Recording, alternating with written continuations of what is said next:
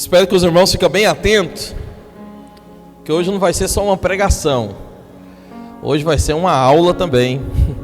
Nós vamos aprender algo aqui bem peculiar.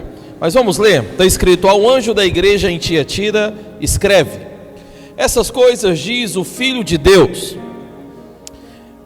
que tem os olhos como chamas de fogo, os pés semelhantes ao de bronze polido. Conheço as tuas obras, o teu amor, a tua fé, o teu serviço, a tua perseverança e as tuas últimas obras, mais numerosas do que as primeiras.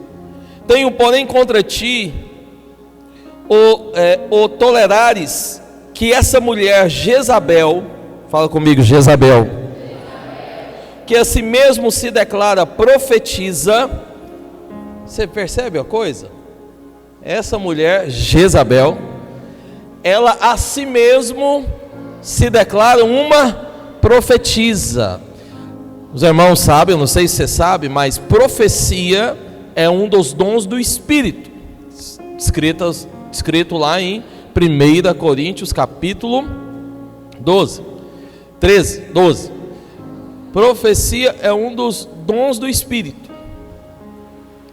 14? Isso. 12, 14. É um dos dons do Espírito. Mas essa mulher, porque aqui, não sei se você está percebendo, mas aqui na palavra de Deus, Jezabel, chegou o Golias, aleluia. Os irmãos desconcentraram de mim para olhar o Golias, tá bom. Volta para cá. Tem mais Golias por aí? Volta para cá. Porém, a palavra de Deus não está lidando com isso como algo positivo, não é. Isso aqui é bem negativo. Daqui a pouco eu entro em detalhes. Continuando a leitura. Que a si mesmo se declara profetiza. Não somente ensine. Essa mulher, além de se declarar profetisa, ela fazia o que, irmãos? Fala comigo, ensinava. Isso é um perigo, hein? Mas ela não somente ensinava, como fazia o que ainda? Seduzia os meus servos a praticarem a prostituição e a comerem coisas sacrificadas a quem? Aos ídolos. Isso é prática de homem, de mulher de Deus? É prática de um profeta de Deus? Esse profeta aqui está mais para profeta do diabo do que de Deus. Mas vamos lá, versículo 21. Dei-lhe tempo para que se arrependesse. Ela todavia não quer arrepender-se da sua prostituição. Agora, volta para cá. Vou fazer uma pergunta. Bom que tem doce ali hoje. Vou fazer uma pergunta aqui para você. A palavra de Deus está dizendo que Ele deu tempo para que ela se arrependesse. Todavia, ela não quis se arrepender da prostituição. Eu vou te fazer uma pergunta. Aqui nesse versículo, você acha que está dando a conotação de uma pessoa, indivíduo ou coletivo? Você acha que está apontando para uma pessoa somente, Jezabel, está falando de Jezabel, ok? Ou você acha que está apontando para algo maior?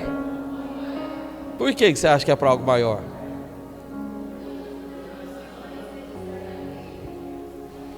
Mas amém, tá certo, eu vou explicar porquê, mas é algo maior. Você está certo. Você está certo. Algo maior. Aqui a palavra de Deus não está querendo falar de um indivíduo. Aqui Deus está querendo falar de algo que é bem grande. Vou explicar o que é. Continuamos. Estou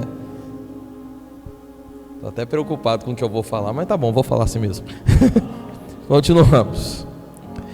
22. Como que é? Eis que a prostro de cama bem como em grande tribulação os que com ela adulteram. Está dizendo que o Senhor coloca de cama e também em grande o que, irmãos? Grande o que, irmãos? Fala comigo, grande tribulação. Fala para o seu vizinho, grande tribulação. Olha para cá de novo. Grande tribulação. Essa palavra aqui em Apocalipse é bem comum. Porque existe algo que eu já até preguei aqui, qualquer hora dessa eu vou repregar. Chegou muita gente nova. Mas existe algo chamado de dispensação. Dispensação é a maneira como Deus resolve trabalhar com o homem, com o povo, com o seu povo, durante a história. Então, o primeiro homem que Deus criou, qual é o nome dele? Fala para o seu irmão, Adão. Quando Deus criou Adão e depois criou a sua esposa Eva, começou-se a dispensação de Deus. Nesse ponto era a dispensação da inocência. Porque o homem era inocente, puro, não sabia o que era o pecado. E aí foi andando, até chegar na dispensação que eu e você está hoje. Hoje nós estamos na dispensação da graça. Fala para o seu vizinho, fala, nós já estamos na sexta dispensação da graça. A graça. São quantas dispensações, pastor? São 7. Segundo a Bíblia, 7. 5 já foram. A sexta é que eu e você está. E uma vai vir. Uma virá. Que é a dispensação do reino. Virá. Mas, segundo a Bíblia, antes da dispensação do reino começar, vai ter um negocinho chamado de grande tribulação. E aqui, para essa igreja, o Senhor está dizendo que além de colocar de cama, colocou também essa igreja aonde? Na grande tribulação. Por quê? Vou te explicar daqui a pouco. Fala para o seu vizinho aí, não dorme. Hoje você não pode. Fala para ele, hoje você não pode dormir. Hoje você não pode, tem que ficar atento. Hoje o assunto aqui vai pegar fogo. Aleluia. Continuando a leitura. Onde que eu parei mesmo, irmãos? Vocês não estão acompanhando, né? Parei na grande tribulação. Então o Senhor colocou em grande tribulação os que com ela adulteram, caso não se arrependam das obras que ela incita. Ou seja, tem oportunidade de escapar. Tem chance, tem jeito. Mas vamos ver o que é isso, né? Versículo 23. Matarei os seus filhos, e todas as igrejas, olha só, quem que vai conhecer mesmo, irmãos? Todas as igrejas conhecerão que eu sou aquele que sonda mentes e corações. Fala isso para o seu irmão, fala, meu irmão, o nosso Deus é poderoso e Ele sonda mentes e corações. Fala para ele, o Senhor sabe o que se passa dentro de você.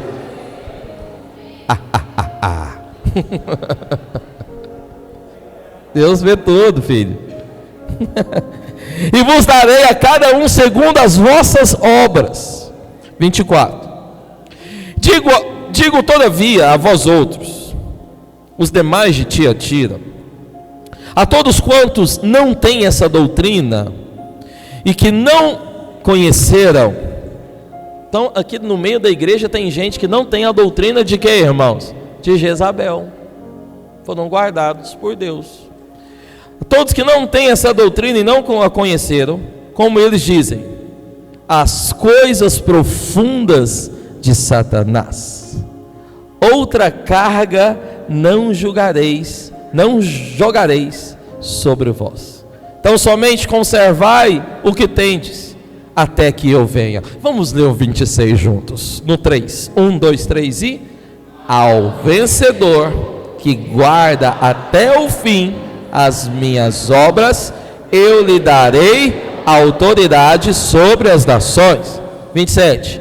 E com cedro de ferro as regerás, e as reduzirás a pedaços, como se fossem objetos de barro. 28.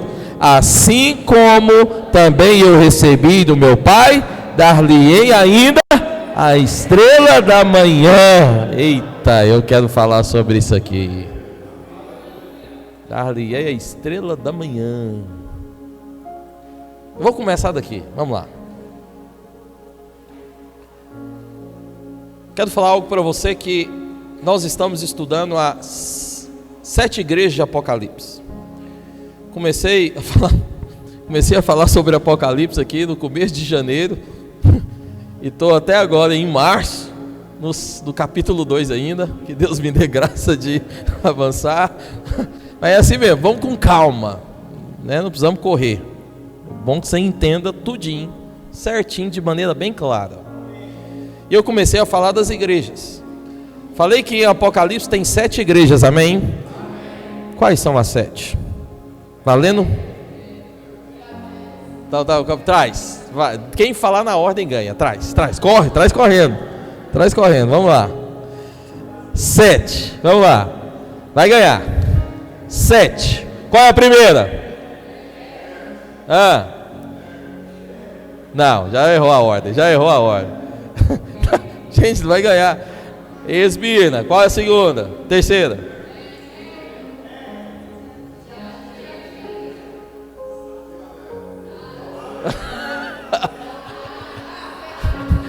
Ninguém vai ganhar? Meu Deus do céu. Faz cola não. Vamos lá, comigo então. Primeira igreja, Éfeso. Segunda igreja, Esmirna. Terceira igreja, Pérgamo. Quarta igreja, Tiatira. Quinta igreja, Sardes. Sexta igreja, Filadélfia. Sétima igreja, Laodiceia.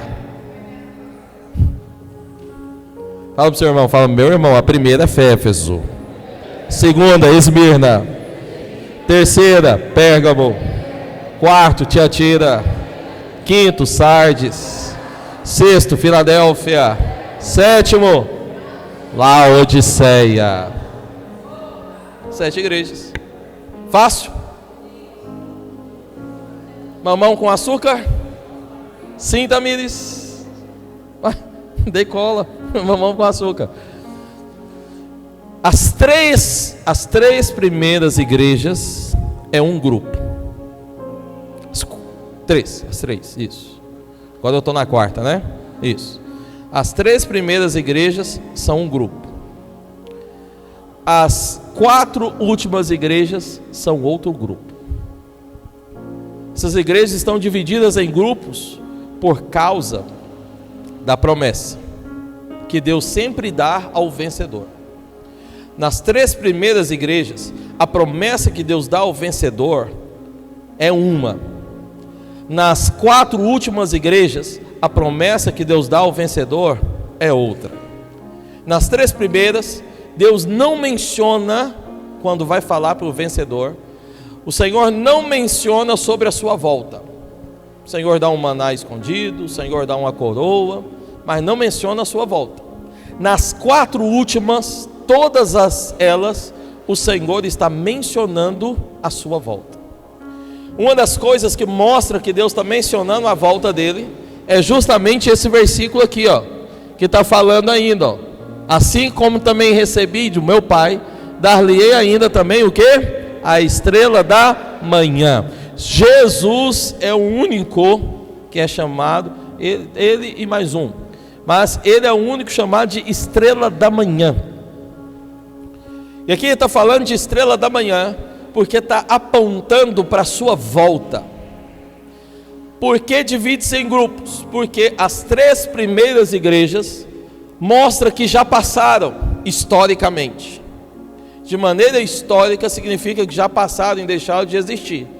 Mas as 4 últimas igrejas, historicamente, não profeticamente, você pode estudar a Bíblia de várias maneiras. tem a maneira histórica e tem a maneira profética. Nós vamos estudar das duas maneiras aqui hoje. Mas de maneira histórica, na história, as 3 primeiras já passaram, não existem mais. As 4 últimas ainda existem. Por isso, a promessa para quem vencer as 4 últimas é volta de Jesus. Por quê? Porque ainda estão existentes. Historicamente, a igreja de Pérgamo de fato ainda existe. Eu vou te explicar o porquê. Cada uma dessas igrejas representa um século. Cada uma. A igreja em Éfeso representa o 1º século. A igreja de Esmirna representa o 2º e o 3º século. A igreja de Pérgamo representa o 4º século e 5º também. A igreja de Tiatira representa o 6º. E aqui nesse século aconteceu algo que a palavra de Deus está chamando de doutrina de Jezabel, ensino de Jezabel, mistura de Jezabel. Jezabel é uma mulher que está apontado na Bíblia no livro de Reis. Lá no livro de Reis conta a história dessa mulher. Daqui a pouco eu vou chegar nessa parte. Amém? Tá claro? Os irmãos estão me acompanhando? Tá difícil até aqui? Ok. Oi. Vocês estão me acompanhando? Amém? Tá bom. Eu só ouvi o grupo de cá falar, o daqui não falou. Essa caixa está com defeito, não, né? Aleluia.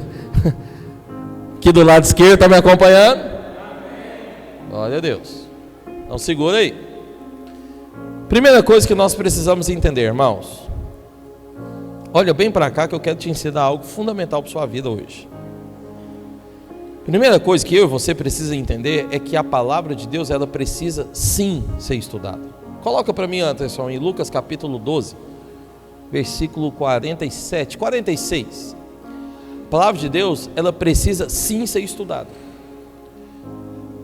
A palavra de Deus, ela nunca deveria ser tratada de maneira leviana, de maneira qualquer, né, de uma maneira sem propósito, sem sentido nunca, em nenhum ambiente.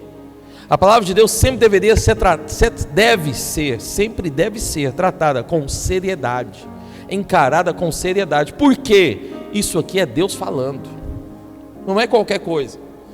Eu sei que tem muitos ambientes que ignoram a palavra de Deus, alguns querem reescrever a Bíblia. Em outros ambientes, eles não pregam de fato a palavra de Deus.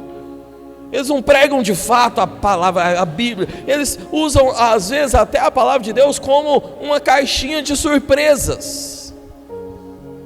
Isso é desvalorizar algo que é tão precioso. Já ouvi até pessoas chegarem em certos lugares a pegar a palavra de Deus, folhear, abrir em um ponto, no momento que seria o momento do ensino, da pregação, da instrução, abre um ponto, põe o dedo em cima, lê o versículo e ainda fala: irmãos, como os irmãos podem compreender, já está muito claro, vamos para o louvor. Ninguém entendeu nada, não houve valorização. A palavra de Deus é algo que nós devemos valorizar. Por quê? Colocou? Vamos ler. Virá o Senhor daquele servo em dia em que não o espera e em hora que não sabe, e castigar-lo-á, lançando-lhe a sorte com os infiéis. 47. Aquele servo, porém, que conheceu, que fez o que, irmãos? Conheceu, e conheceu o que? A vontade do seu Senhor. Presta atenção, isso aqui é uma parábola. Jesus está falando para os seus discípulos, para o povo. Ele está dizendo: tem um Senhor. Quem é o nosso Senhor? Nosso Senhor é o Deus verdadeiro, é o Deus todo-poderoso. Ele é o nosso Senhor. Por isso que nós devemos o aceitar não só como Senhor, mas também como Salvador, porque além de Senhor, Ele é aquele que pode nos salvar, amém? Então Ele é o nosso Senhor. E esse Senhor aqui está apontando para quem? Para Deus Pai. Está dizendo: olha, vai chegar um momento que Ele vai vir. E é o seguinte, é importante que você saiba qual é a vontade de Deus. Tem muita gente que até hoje não entendeu, não sabe a vontade de Deus. Olha para cá que eu vou te dar um bom exemplo, você vai entender agora. Suponha que está todo mundo vivendo aqui na terra, e todo mundo sabe que Deus existe. Alguém aqui sabe que Deus existe? Essa horário está passando rápido demais, Messias. Misericórdia. Deus existe. E todo mundo está aqui querendo fazer algo para Deus. E aí nós começamos a fazer um bolo de chocolate. Saímos para ganhar o dinheiro, saímos para comprar a farinha, saímos para comprar a manteiga, compramos também, o que mais, Thaís, para fazer o bolo de chocolate? O chocolate, né? O que mais? Sal. O que mais você põe lá? Fermento. Sai para comprar os equipamentos eletrônicos, a batedeira, as formas. Tem todo aquele trabalho para bater lá a massa. Os ovos, tem que ter ovos, né? Ovos. Chantilly também é bom. Você coloca tudo, faz a mistura, assa, para ficar perfeito. O Senhor, o nosso Deus Todo-Poderoso, vem e nós chegamos diante dele com um belo bolo de chocolate com chantilly por cima. Só que aí quando vamos entregar, Deus olha para nós e fala o quê? Eu não gosto de bolo de chocolate. Tá vendo a decepção? Por que para alguns Deus vai falar que não gosta do bolo de chocolate? Porque não conheceu a vontade. Como eu conheço a vontade de Deus? Através da palavra. Por isso que nós somos uma igreja da palavra. Você tem que conhecer a vontade de Deus. Fala para o seu irmão, você precisa conhecer a vontade de Deus. Tem que conhecer, filho. Por isso nós estamos aqui para ensinar a palavra. Estamos aqui para mostrar para você com clareza as coisas da palavra de Deus, sem medo de se expor a ela, amém ou não? Por isso que eu falo para você, vem fazer o cursão. Pergunta para o seu irmão, você fez sua matrícula no cursão? Pergunta, deixa ele responder. Se ele não fez, puxa a orelha dele, fala, tem que fazer, meu filho. Você tem que saber a vontade de Deus. Sua oportunidade. Olha o que está acontecendo. Conheceu a vontade do seu Senhor. Só que tem um problema. Ele conheceu a vontade do Senhor e não se aprontou. Olha só esse servo. Não se aprontou e nem fez segundo a vontade de Deus. Aqui é pior, porque ele sabia, mas não fez. Ele sabia, mas não respondeu. Ele sabia, mas não se aprontou. Aí o que aconteceu? Será punido com muitos açoites. Ele fala, misericórdia, pastor. Estou aqui para esconder nada de você não. Quero dizer para você que é importante você conhecer a vontade de Deus. Alguém pode pensar nesse momento, Júnior Malheiro, esse aí conheceu e não fez e tomou açoite, então é melhor nem saber. Próximo texto. Aquele porém que não soube a vontade do Senhor e fez coisas dignas de reprovação, levará açoites também. Vai ser pouco, mas vai levar. Só que deixa eu te falar uma coisa. Saber ou não saber vai passar por disciplina do mesmo jeito. Se não saber, olha só, eu considero que quem não saiba, aqui está falando que vai levar pouco, mas vai levar. Eu vou entrar aqui que é esses açoites não. Vou melhorar para você, um tempo de disciplina. Mais à frente aqui no estudo de Apocalipse eu vou entrar nesses detalhes. Mas saber sobre as coisas do Senhor ou não saber, vai ter disciplina do mesmo jeito. Só que não saber é um pouco pior, sabe por quê? Porque não coloca você nas qualificações que Deus quer te colocar. Eu quero te falar que com o Senhor não existe aquele passe de mágica ou aquela varinha de condão. Porque tem muita gente que pensa, hoje eu não sei muita coisa de Deus, mas aí no dia que o Senhor voltar, no dia que eu estiver perdendo, eu vou saber de tudo. É engano seu. Aquilo que você sabe em Deus hoje é aquilo que você vai saber no dia que você chegar diante dele. Se você não sabe nada, é ignorante de tudo, pois bem, você vai ter que aprender tudo. Vai ter que aprender. Se você já aprendeu alguma coisa, parabéns, o Senhor vai te ensinar o resto. Mas se você chegou num ponto legal, muito bem, você está à frente dos demais. Porque com Deus não tem varinha mágica. Ou você aprende aqui, ou você aprende depois. Mas não vai ter jeito. Todos vão aprender. Todos vão ter que saber a vontade de Deus. Amém ou não? Por isso é importante saber hoje. Por isso que eu estou aqui, sou seu pastor. Glória a Deus. Se você não sabe ainda disso, eu estou me apresentando a você. Eu sou o seu pastor. Bem-vindo à sua igreja. Vê se tem um visitante do seu lado aí, está aqui a primeira vez, fala bem-vindo à sua igreja, viu, meu irmão? Fala para ele, seu pastor está ali na frente, ó. Sou eu. Oi. Está faltando a nossa irmã. Cadê ela? Vou ligar para ela essa semana. Olha para cá. Por isso que eu estou aqui e zelo muito pela mensagem. Quero ensinar de fato para você aquilo que está dentro da palavra de Deus, sem tirar uma vírgula ou sem acrescentar qualquer coisa. Quero ensinar para você de fato tudo que está aqui, sem medo, sem receio. Sabe por que eu quero fazer isso? Porque eu tenho responsabilidade com essa mensagem. E você que está recebendo, também deve ter. A cada dia, olha irmãos, eu quero falar algo para você com muito amor e carinho, com muito temor também. Porque isso é um fato. Deus tem dado a nós como igreja mensagem, palavra, direção, clareza. E eu vou te falar, isso é riqueza. Porque isso não é coisa que você encontra em qualquer lugar. Isso não é coisa que você encontra em qualquer ambiente. Clareza, palavra, direção clara, percepção clara das coisas do céu, entendimento daquilo que está dentro da palavra de Deus, coisas que estão lá dentro, que saltam aos olhos, que queimam o coração, que arde nós por dentro, que nos leva à ebulição por dentro, ao borbulhar, que nos leva a avançar e a crescer em Deus. Isso é privilégio. Deus tem dado a nós, não falta. Amém. Só que com a revelação vem a responsabilidade. Porque a cada dia que você está recebendo a palavra, você tem que entender que há uma responsabilidade da sua parte em responder essa mensagem. A cada dia que a palavra entra no seu coração e você percebe, seus olhos se abrem, você tem uma responsabilidade em lidar com essa mensagem.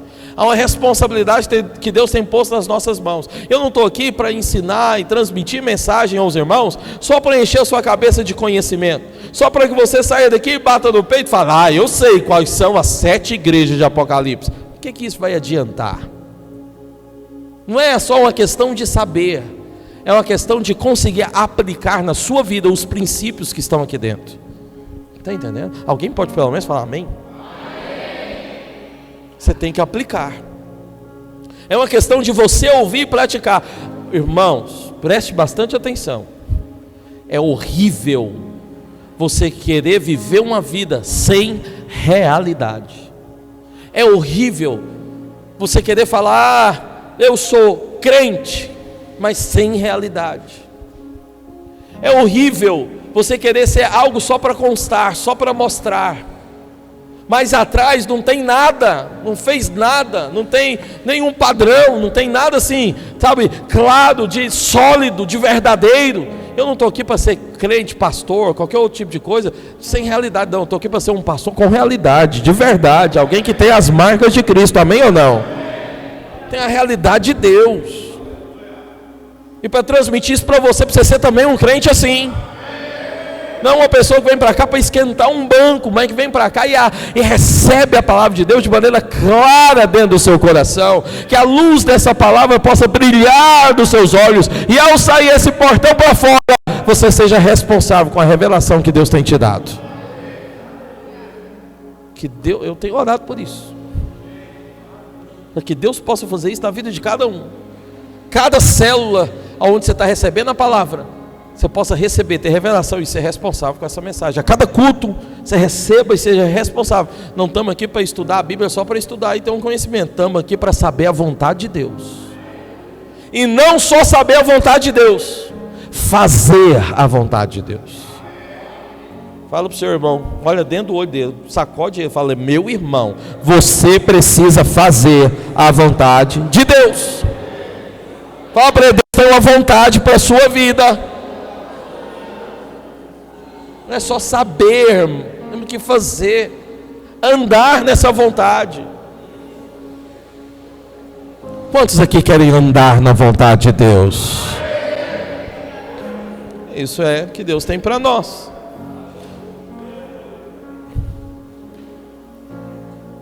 Se ninguém ganhar o doce, eu vou devolver.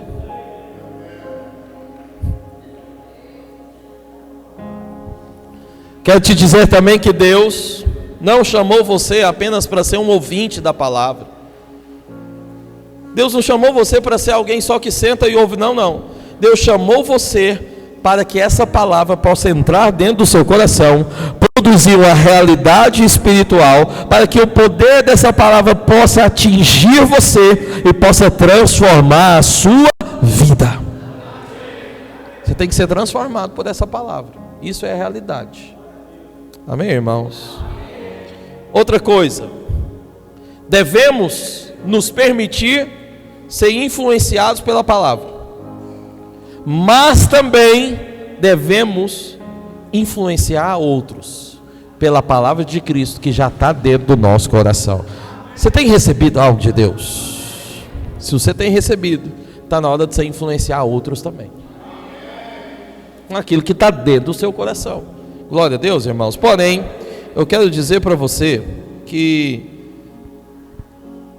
além de saber estudar essas igrejas, entender que tem uma divisão, que agora essas 4 últimas são de fato igrejas que ainda estarão aqui na volta do Senhor Jesus. Entendendo isso, nós também vamos perceber que o significado do nome de Tiatira, é perfume, é odor. Tiatira, profeticamente, essa igreja, de maneira profética, eu falei de maneira histórica, agora eu estou falando de maneira profética. Essa igreja, de maneira profética, ela está apontando para o período da Idade Média. Não sei se você sabe, preste atenção, mas no período da Idade Média, a igreja passou a ter o governo de Constantino. Então o papado romano entrou para dentro da igreja. A sede da igreja estava lá, construída em Roma, que hoje todo mundo conhece por Vaticano. Lá era a sede da igreja. Então, até o século IV, a igreja foi perseguida. Século V, a igreja passou a ser igreja romana, igreja do imperador.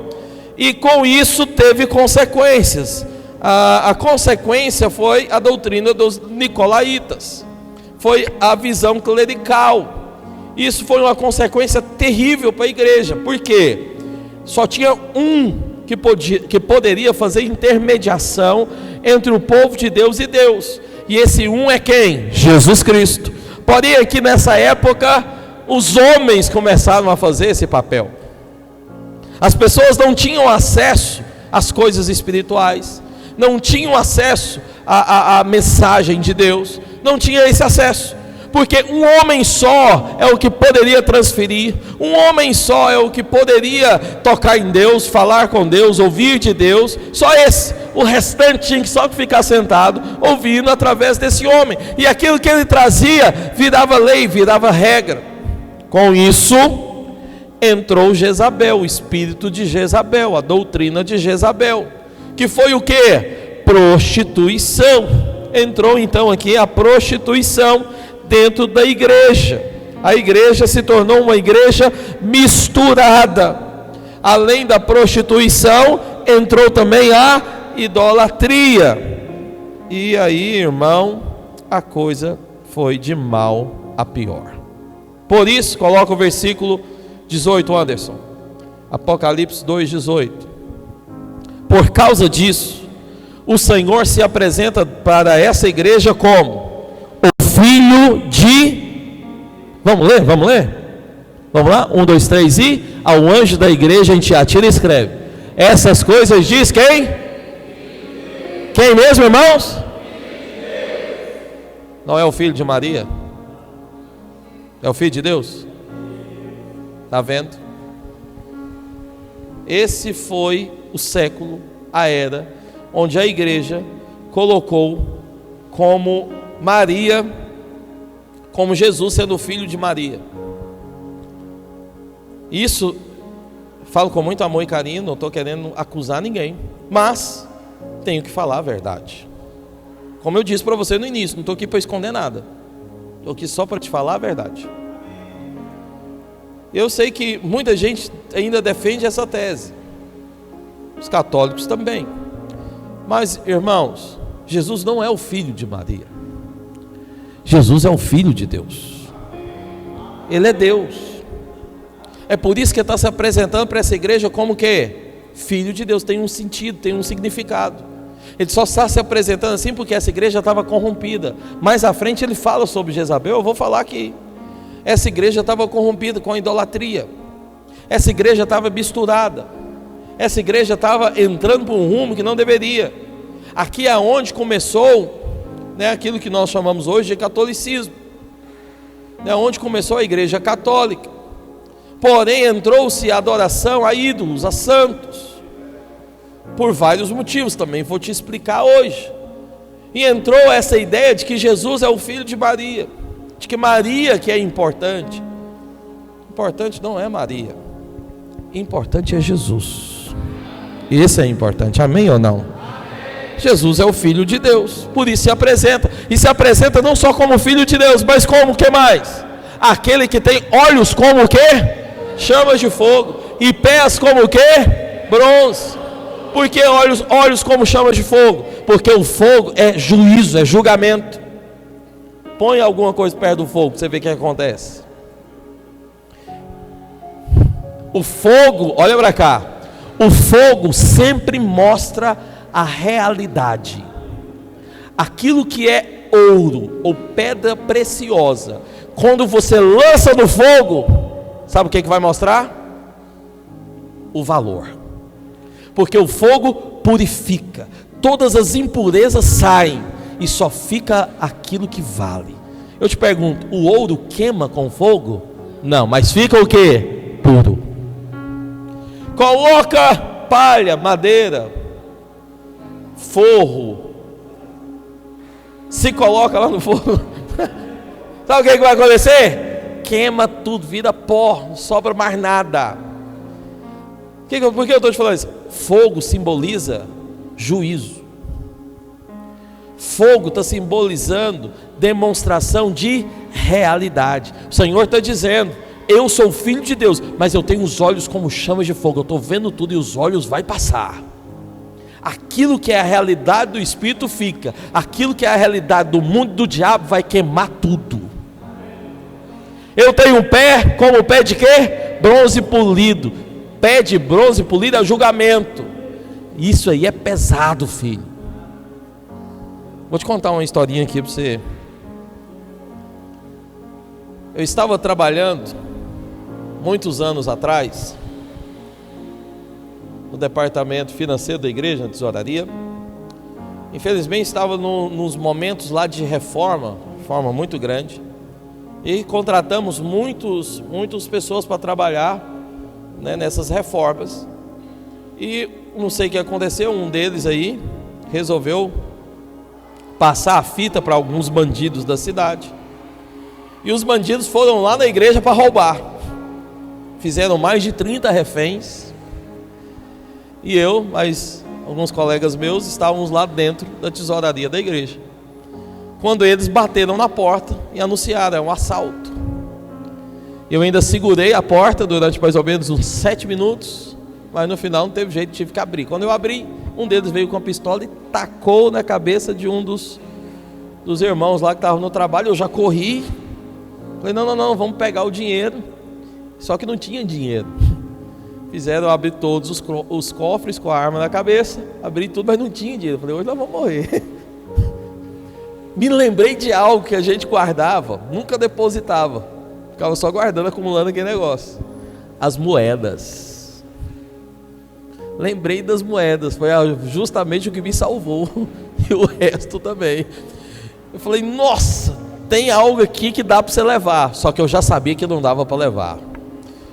Porque a gente, quando juntava R$500 em moedas, você não conseguia carregar.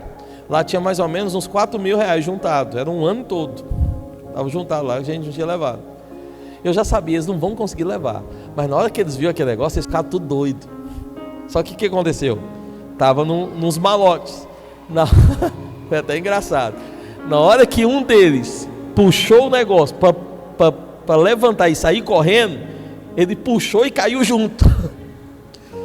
Porque é pesado, não dá para levar. E na hora que ele fez isso, eu já saí correndo, me tranquei na outra sala e deixei ele se virar. O engraçado foi ver a filmagem depois eles tentando carregar aquilo. Nunca que ia conseguir. E aí deu tempo da polícia chegar e prender todo mundo. Tinha 2 embaixo e 2 lá em cima no prédio. Prendeu todo mundo. Mas não deu, por quê? Não deu tempo de descarregar a prata. É pesado. Esse bronze aqui está polido. É muito pesado. Por que eu estou te falando isso? Porque aonde ele pisa, esmaga. Está entendendo? Aonde ele fala que é o pé de bronze polido? É o pé? É. Pé é para quê? Pisar. Aonde pisa, esmaga. Por que eu estou te falando isso? Está apontando, sabe para quê, filho? Julgamento. Está apontando para julgamento. E eu vou te falar algo. Os pés do Senhor vai pisar em tudo aquilo que não vem dele. Tudo aquilo que é do diabo vai ser pisado. Glória a Deus. É por isso que aqui só tá os filhos de Deus. Amém. Mas aquilo que não é de Deus, o Senhor vai vir mesmo, vai pisar. Ele vê todas as coisas. E o que mais? Ele ainda está dizendo, eu conheço as obras. Eu conheço todas as coisas. Sabe por que o Senhor está falando que conhece? Olha para cá. Preste atenção. Sabe por que o Senhor está falando que conhece? É porque Ele é o único que pode ver tudo. Ninguém pode esconder nada de Deus. Irmãos, olha bem para cá, preste atenção. Se você pensa que você está servindo a Deus, escondendo as coisas dele, você está muito enganado. Ninguém serve a Deus escondendo nada. Se você pensa que você consegue servir a Deus de maneira disfarçada, você também está muito enganado. Ninguém pode disfarçar diante de Deus. Deus vê todas as coisas, Deus conhece tudo. Os olhos dele passam por tudo. Deixa eu te falar algo para você. Olha, eu sei que nós estamos vivendo num tempo debaixo da graça. Eu sei que a graça e o favor de Deus já está sobre nós. Amém? Quantos acreditam nisso? Diga amém. Amém. Mas eu também sei que Deus quer nos levar a um padrão ainda maior. Eu sei que Deus tem coisas muito maiores para nós. Amém ou não? Então, mediante a tudo isso, Deus conhece o nosso coração. Deus sabe as suas aflições. Deus sabe os seus pesares. Deus sabe as suas dificuldades. Deus sabe as suas murmurações. Deus sabe as coisas que te alegram. Deus sabe tudo. Tem como esconder nada de Deus. A melhor coisa para mim e para você diante de Deus, sabe o que é? É nos expor diante de Deus de maneira clara e falar: Deus, olha, nisso aqui eu não consigo, preciso do Senhor. Nesse ponto está difícil, eu preciso do Senhor. É a melhor coisa. Porque não adianta disfarçar. Se tem pontos que você precisa de Deus, clama por Ele, filho. Se rende diante dEle. Vai ser um homem ou uma mulher de oração que vai colocar o joelho no chão e vai clamar e falar: Deus, eu preciso do Senhor. Mas tem uma coisa também, não adianta correr de Deus. Porque não adianta, Deus sabe tudo. Não dá para correr. A melhor opção não é correr dele. Sabe qual é a melhor opção para você? É correr para ele. Está entendendo? Se você tem dificuldade, se abre para ele. Ele já está vendo, ele já sabe. Se você não está conseguindo, se abre para ele, corre para ele. Ele já sabe. Por quê? Ele vai cuidar de você. Ele vai tratar você. Ele vai mudar você. E ele vai te colocar no padrão mais alto que ele já tem para você. Corre para ele. Amém ou não, irmãos? Por isso que eu sempre falo para os irmãos: irmãos, não pare de vir nos cultos, não deixe de ir na célula, desmarque qualquer coisa. Na verdade, marque só um compromisso domingo, 6 horas da tarde, está no culto. Pastor, mas é difícil. Não, você consegue. Você consegue. 6 horas da tarde nós já temos compromisso fixo o ano inteiro. Qual? Cultuar a Deus, correr para Deus, amém ou não? Se você não tem uma célula, me chame, converse comigo no WhatsApp ou aqui mesmo no final, eu vou te encaminhar para uma célula. Porque é importante você estar na célula, marque o compromisso, esse é o dia da célula, eu vou buscar a Deus, amém ou não? Vai para lá, chova canivete, mas esteja lá, irmão. Vai fazer diferença na sua vida. Me ouça. Ainda tem tempo? Estou na introdução. Aleluia. O Senhor conhece todas as coisas. Tem tempo, hein, Messias? Como é que está aí? Quanto tempo me resta? Aleluia. Até meia-noite, tá? Dá para ir?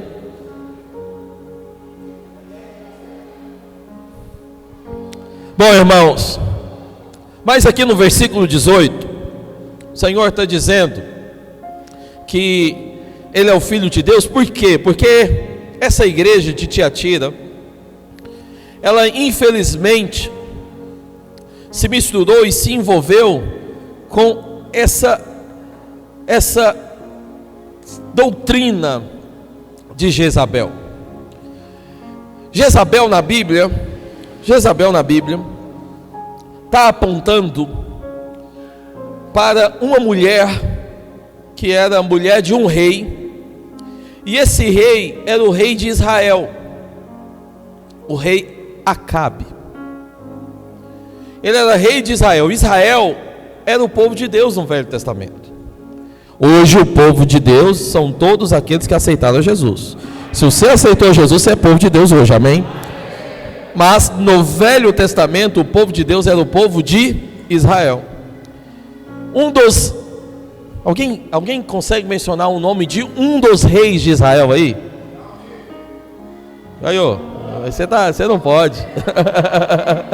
Você não vale. O outro também não vale. Irmão, vocês têm que ser mais rápido. Deixa os irmãos falar. Não vou dar para você não, João. Um dos reis de Israel foi Davi, Salomão. Um dos reis. Mas um outro, qual? Até falei o nome para você não se atentou, né? Acabe. Acabe também foi um dos reis de Israel, do povo de Deus. Só que essa mulher era uma mulher, infelizmente, que tinha o espírito errado. E Jezabel se casou com Acabe, mas Acabe deveria governar. Mas não era Acabe que governava, era Jezabel. A mulher, como dizia o outro, não vou falar isso não. A mulher não era fácil não. Você tem noção? Elias ficou com medo dela. Irmãos, abre aspas. Só para você entender tanto que a mulher é terrível. Elias foi um dos maiores profetas da Bíblia. Elias ele andou tanto com Deus. Sabe como foi o fim de Elias? Para quem não sabe, o fim de Elias foi arrebatado. Agora você sabe como Elias foi arrebatado? Elias não morreu, não passou pela morte. Ele foi arrebatado. Mas você sabe como? Ele subiu num carro de fogo. Imagina, eu estou aqui pregando, aí para um carro de fogo bem ali, e os anjos me chamam, pode vir. Aí eu passo o meu paletó para o Maria, falo, Maria, agora você assume aí, deixa eu ir embora. Foi desse jeito com Elias. Todo mundo lá, opa, o carro parou, ele subiu e foi embora. Sumiu, ninguém mais viu ele, foi arrebatado. Sem entender como Elias fluía em Deus. Só que Elias teve medo de uma pessoa. Elias enfrentou 300 soldados fortes, armados, o exército inteiro de Baal. Baal era um deus da época. Enfrentou o exército inteiro e ficou enfrentando o povo rindo. Olha como Elias foi enfrentar o povo. Elias chegou diante deles e falou, olha, vamos fazer uma brincadeirinha. Eu quero saber se esse Deus de vocês aí é verdade mesmo. Vamos fazer uma brincadeirinha. Eu vou sentar aqui e vou ficar rindo, contando o tempo, enquanto 6 horas, para esse Deus dos 6 aí fazer alguma coisa. Se o Deus de vocês responder, eu largo o meu. E ele ficou lá esperando. Aí o povo começou a orar e falou: ora mais, às vezes ele está surdo. Sério, ficou fazendo chacota. E o povo orava e nada. Ele: ora mais, talvez tirou férias. Aí sem chamar bastante ele volta.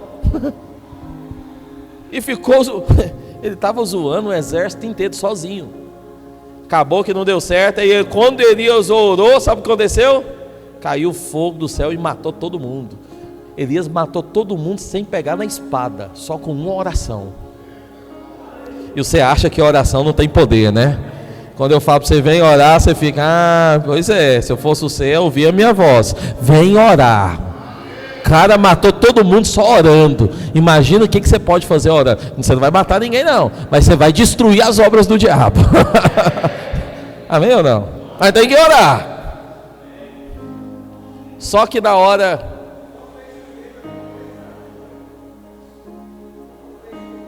ele parou a chuva também. A oração dele foi tão forte que até a chuva parou. 3 anos sem chuva, só porque ele orou.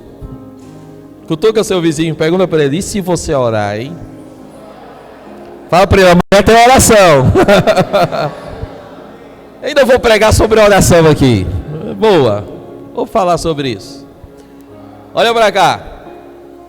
Mas quando foi com Jezabel, Elias teve medo. A Bíblia fala que quando ele foi enfrentar a mulher, ele não teve coragem. E ele correu de medo dela e se escondeu, a ponto de ninguém mais poder achá-lo. Você sabe quem foi achar Elias escondido? O anjo. Ninguém mais achava o homem. Ele estava com medo, depressivo. Por causa de quê? Só por causa da mulher Jezabel. Essa mulher era fogo. E ela governou Israel inteira. Era para ser Acabe, mas foi ela que governou. Só que o que ela fez? Ela inseriu no meio do povo espírito de idolatria. Ela inseriu no meio do povo prostituição. Ela misturou o povo de Deus. O povo de Deus ficou-se completamente fora, desviado do propósito de Deus por causa de uma pessoa. E a palavra de Deus diz que aqui nessa igreja de Tiatira tinha o espírito, a doutrina de Jezabel. Por quê? Porque essa igreja estava misturada. Olha, eu vou te falar algo aqui. Muita gente fala que, e é algo que eu quero até corrigir entre nós, se algum de vocês falam isso. Muita gente fala que quem é católico vai para o inferno. Já ouvi demais. Isso não é verdade. Não é verdade. Sabe por quê? A igreja católica foi a primeira igreja. Começou aqui no século da Idade Média. Foi igreja onde tinha sim mover de Deus. E aqui até tinha pessoas que ainda serviam a Deus. Os católicos têm obras para Deus também. Eles fazem, e fazem muitas. A palavra de Deus aqui também está dizendo que a igreja de Tiatira, ela está representando a igreja católica. E a palavra de Deus aqui está dizendo que as últimas obras deles serão maiores que as primeiras. E que Deus viu as obras deles. Porque de fato eles têm obras. Então nesse ponto, não pode tirar. E eu vou falar mais para você. Há católicos que até serão salvos. Até serão salvos. Mas nem todo mundo que se diz católico é católico mesmo. Tem alguns que só dizem, e tem outros que ousam falar: eu sou católico, mas não praticante. Alguém já ouviu isso? Pois bem, eu quero te dizer que esse negócio de eu sou católico, não praticante, não existe. Vamos lá. Alguém então pode falar: se isso existisse, alguém poderia falar: eu sou honesto, mas não praticante. Eu sou ladrão, mas não praticante. Se ele não é praticante, ele então não é. Ficou claro? Segundo a pesquisa, apenas 9% dos brasileiros são católicos. O resto só fala que são, mas não são. Porque ser católico é cumprir, né, a doutrina católica. né, aquilo que eles acreditam. Por exemplo, para ser católico, você deve se casar com a intenção de ter filhos. Isso é uma regra, é uma doutrina deles. Então o católico, ele tem essa cabeça, mas tem muitos que ignoram isso. Outra coisa, ser católico, eles têm cabeça também sobre divórcio. O que mais?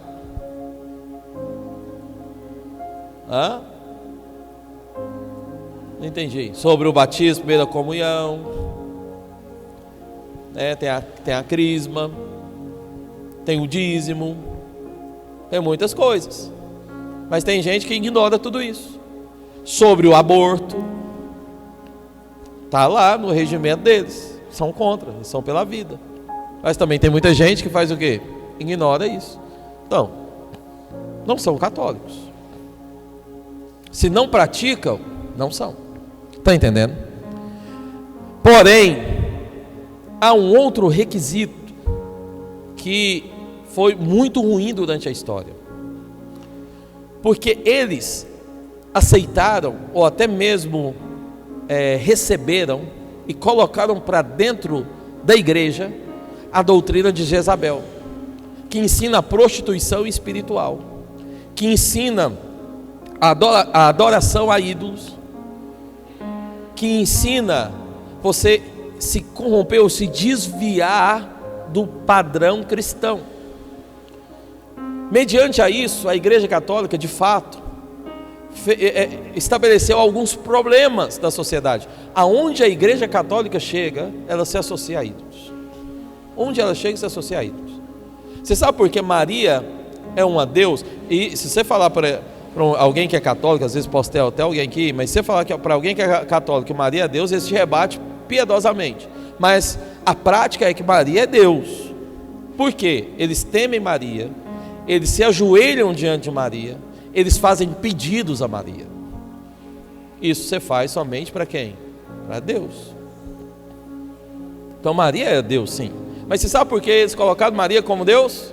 Porque outras religiões tinham as deusas. E aí copiaram. Eles também copiaram coisas de religiões como espiritismo, candomblé. Então, lá tem o tal do Iemanjá. Então, Maria substitui isso. Entende? O São João substitui um dos deuses da Umbanda. Tentando recordar um nome aqui. Mas o significado é o mesmo. Até o final eu recordo. Na ponta da língua. Mas o significado é o mesmo. O Natal. Você sabe que o Natal era uma adoração de um povo europeu ao Deus Sol. Então, em dezembro, sabe que nesses países pouco se sai sol. Então, muitos anos atrás, eles adoravam o sol que saía em dezembro. Só que aí, a Igreja Católica corrompeu isso. E começou com o quê? O Natal, a árvore sagrada, o Papai Noel. Tudo veio dessas coisas, dessa corrupção, dessa mistura. E aí, aonde entra, coloca essas misturas. Por exemplo, oração a mortos, isso veio de espíritas. A palavra de Deus nunca ensinou oração a morto, mas a Igreja Católica faz um culto para os finados, inclusive a data dos finados foi estabelecida por ela. Está entendendo? A corrupção, só quero te mostrar que corrompeu. Por isso que essa igreja, Tiatira, está representando também, tanto historicamente como profeticamente, a Igreja Católica. Nós teve um movimento protestante, e nós como protestante, cristianismo, nos separamos, porque e havia um povo naquela época também, que não aceitava, concordava com essas práticas, com essas misturas, e por isso então, nós trilhamos outro caminho. Por isso que hoje, há essa diferença entre igreja evangélica e igreja católica. Mas a Igreja Católica foi a primeira igreja. A adoração era a Deus. Só que por espírito de Jezabel, a corrupção, a mistura e a idolatria entrou. Jezabel, lá em Reis, matou muitos homens de Deus. A Igreja Católica também, durante a história, foi responsável pela morte de muitos homens de Deus. Muitos mesmo. Por perseguição. Por causa de quê? Doutrina. Religião. Está entendendo? Nós temos um coração para Deus. Nós servimos a Deus. No final aqui, o Senhor fala sobre a estrela da manhã. No final aqui, o Senhor fala sobre o vencedor. Vencedor é aquele que resolveu não se misturar. Não se misturar com o que, pastor? Com idolatria, com prostituição espiritual. O que é prostituição espiritual? É você abandonar o seu Deus para se misturar com outros. É você professar uma fé com Deus, mas querer também ficar flertando com outros. Nós não somos um povo de prostituição. Nós somos um povo que tem um só Deus, um só Espírito, um só coração. E estamos esperando pelo nosso Rei e Salvador que virá nos buscar. Só um. Amém, irmãos? Por isso, o vencedor, ele deve se extinguir, se abolir, se separar dessas misturas e se consagrar somente a Deus. Quantos aqui são consagrados somente a Deus? Parabéns, você está no caminho certo. É isso mesmo. Amém. Mas no finalzinho fala sobre a estrela da manhã, que está falando sobre arrebatamento. Eu vou falar sobre isso, mas olha para cá. Na palavra de Deus, deixa eu só ler 3 versículos com você, rapidinho, para a gente finalizar. Para a gente finalizar. Coloca lá, Anderson, no versículo de Malaquias 4:2. Malaquias 4:2. Colocou? Olha lá, vamos lá. Está dizendo o seguinte: mas para vós outros que temeis o meu nome, nascerá o que, irmãos? O sol do que? Da justiça. Em Malaquias fala do sol da justiça. Agora coloque em Apocalipse 22:16. Em Apocalipse 22:16 vai falar a estrela da manhã. Olha lá, está dizendo: portanto, arrependa-te, e se não venho a ti sem demora, e contra eles pelejarei com a espada da minha boca. É Apocalipse 22:16. Eu, Jesus, enviei o meu anjo para vos testificar estas coisas às igrejas. Eu sou a raiz e a geração, a brilhante estrela da manhã. Aqui em Malaquias, Jesus é o sol da justiça. Aqui em Apocalipse, Jesus é o que, irmãos? Estrela da manhã. Em Mateus 24:30 fala que quando Jesus voltar, todo olho verá. Todo olho verá. Porque vai ser algo claro, nítido, todas as nações verão. Mas em Apocalipse 3:3 ou 16:15 fala que ele virá como um ladrão. Ladrão ninguém vê, poucos veem. Por quê? Olha para cá.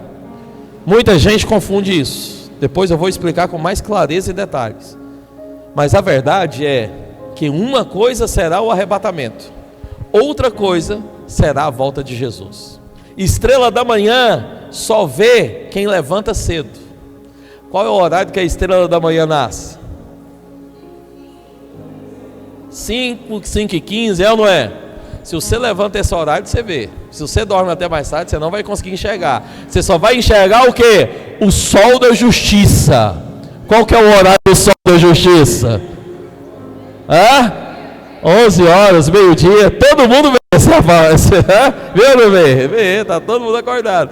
Tem uns que é mais preguiçoso, dorme até mais tarde. Não sei se você consegue, mas mas todo mundo vê o sol da justiça. Porque arrebatamento não é para todos, é para alguns.